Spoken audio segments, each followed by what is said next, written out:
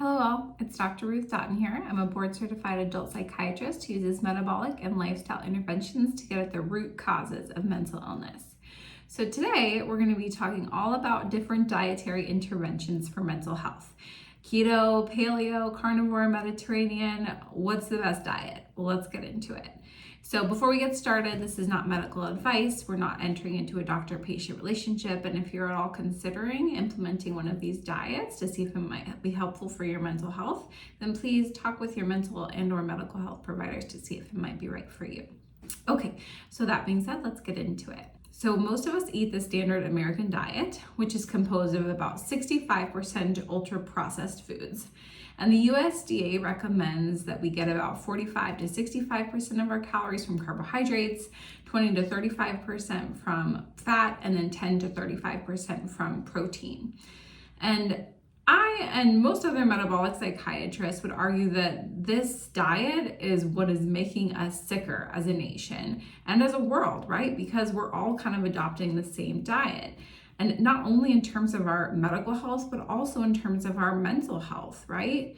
So we know that alongside medical conditions like diabetes, high blood pressure, obesity, cardiovascular disease, alongside these conditions, pretty much all psychiatric conditions across the board, right? Like depression, anxiety, ADHD, autism spectrum disorder, they're all on the rise, right?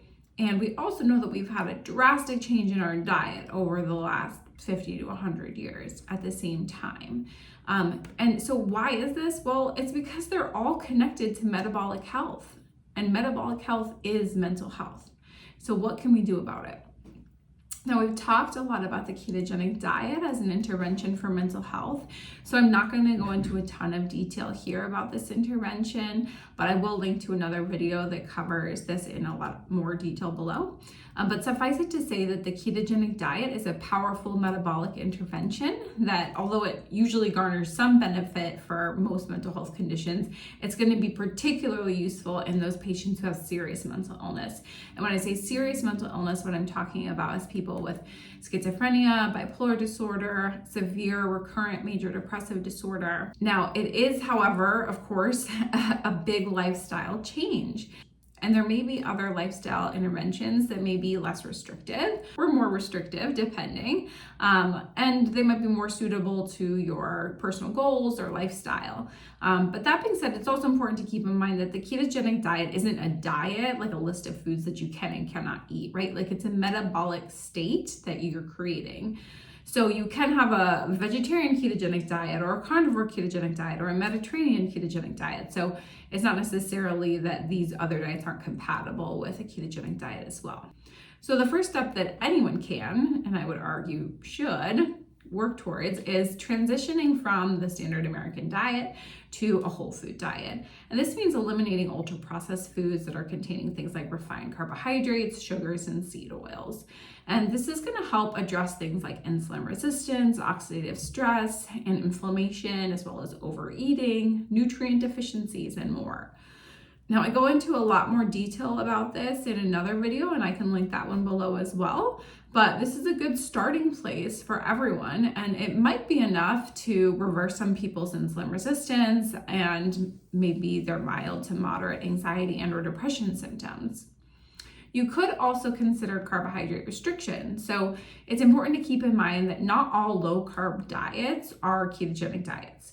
So a standard American diet, for reference, typically consists of somewhere between 300 to 400 grams of carbohydrates. So anywhere that's like less than 150 grams of carbohydrates could be considered low carb. A ketogenic diet, when we're talking about using it for ketogenic therapy, we really recommend starting around 20 net carbs, so significantly lower. And then the protein also has to be moderated in order to keep insulin low enough for that fat burning mode to predominate over carbohydrate burning. So a low carb whole food diet may be additionally beneficial for addressing issues of insulin resistance for those that aren't able to tolerate higher amounts of carbohydrates. And this can be done either with an otherwise unrestricted whole food diet or with a paleo diet, which eliminates some of the higher carbohydrate foods, things like legumes and grains, but it still allows for starchy vegetables like tubers and most fruit, pretty much all the fruit. So a paleo diet, it may be additionally helpful for people who have gut issues or nutrient absorption issues, and they're negatively impacted by some of the anti-nutrients that you can find in things like grains and legumes. So I'm talking about things like phytates, lectins, and tannins, and that may be something we can talk more about in another video. A paleo diet is also traditionally dairy-free, which can be helpful for those of us who may have a dairy allergy or intolerance. And this kind of brings me to my next category, which would be an elimination diet. So we know that there's a direct connection between the gut and the brain, right, through the vagus nerve, and they're developed from the same original tissue in the embryo. And so even as an adult, the bacteria that live in the gut, they're communicating directly with the brain, sending signals back and forth, and they each have an impact on each other. The gut microbiome, which is all the bacteria in the gut with the brain, and the brain with the gut microbiome. So that being said, if someone is consuming something that's not tolerated, and that's contributing to gut inflammation or nutrient absorption issues, this can actually contribute to mental health symptoms. And we've seen that issues of anxiety, OCD, all the anxiety spectrum conditions in particular are so strongly correlated with GI issues. So some of the most common culprits are things like dairy, like we mentioned, gluten, of course, eggs, soy, nuts, high histamine foods. So there's certain like vegetables that have high histamine, like that's a fruit, avocado, but also it tends to be aged foods, things like aged cheeses, meat, wine. So of course we do have food intolerance tests that can test for if you have intolerances to these things, but they're not covered by insurance, and they also just don't have really great predictive value. And so really the gold standard is still an elimination diet. So eliminate these things from your diet for 3 to 4 weeks, then try introducing, and then see if you have a response or can tolerate them. So what if you say, well, I'd just rather eliminate it all at once rather than doing it piecemeal? Well, then maybe you want to consider the carnivore diet. So the carnivore diet is really the ultimate elimination diet. And you could even exclude more animal products that could be potential allergens or irritants, things like high histamine meats, eggs, dairy, and do something like the lion diet, which is just going to be purely beef. So I think of this diet as potentially useful for people who either have like a whole host of intolerances and or autoimmune issues, for which the carnivore diet may be the best option. It also might be helpful for people who want to do a ketogenic diet, but for whom tracking macros is really complicated for them. It can be a little bit simpler on a carnivore diet, right? Because you're kind of eliminating one of the macronutrient groups, because most animal-based foods do not contain any carbohydrates with the exception of dairy. So I do say this with the caveat that not all carnivore diets are ketogenic, because you could be getting enough carbohydrates from dairy, or you could just be eating too much protein to maintain a state of steady ketosis. So for those who do want to remain in ketosis, a 70-30 or 80-20 ratio, meaning like 70 to 80% fat and 20 to 30% protein, is a good starting place. Now, there's not a lot of data on the safety of long-term use of a carnivore diet, and there is some concern about potential macronutrient deficiencies, or if not consuming carbohydrates for that long puts stress on the body, things like this. But we definitely know that in the short term, there's pretty remarkable benefits, both in terms of weight loss, improvements in metabolic and mental health, and reduction of inflammatory conditions.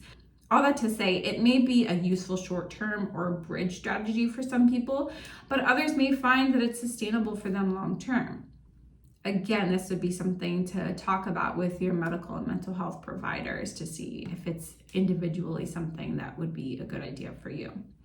A variation of the carnivore diet that kind of mitigates some of these potential long-term risks would be the animal-based diet, which includes fruit, honey, and raw dairy, and it has a focus on organ meats, which are really high in vitamins and minerals.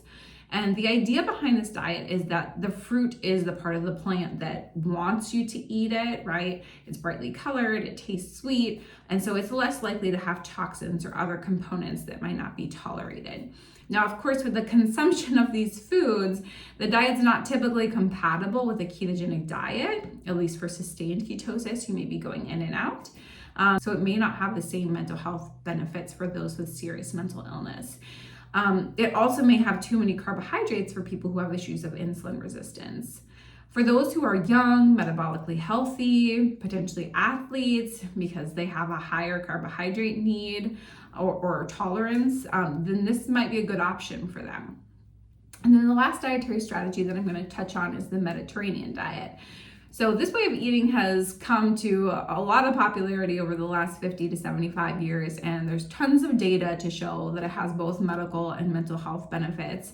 It emphasizes plant-based foods like vegetables, fruits, whole grains, legumes, nuts, seeds, healthy fats from olive oil, moderate amounts of fish and poultry, dairy in small amounts, and then red meat in small amounts as well.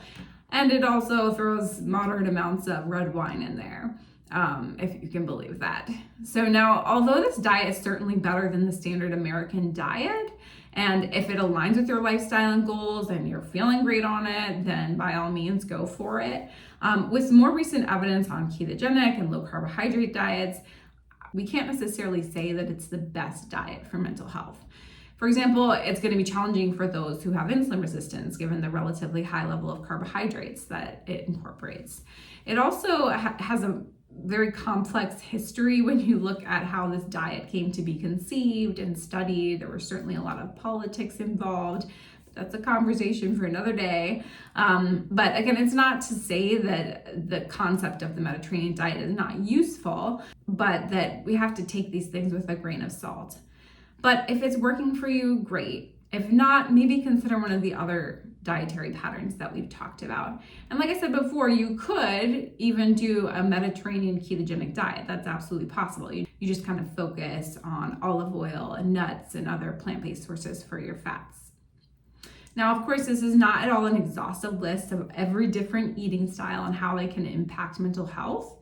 There are tons more. I mean, there's things like the DASH diet, vegan and other plant-based diets and more, but I think this is a good introduction for some eating patterns that you could think about trying and to see if you experience any physical and or mental health benefits from. Now, if you have experienced any mental health benefits from adopting one of these diets, or maybe an entirely different diet that I haven't talked about, please go ahead and share your experiences in the comments below. And if you enjoyed this video, please hit like and subscribe for more metabolic and psychiatry content.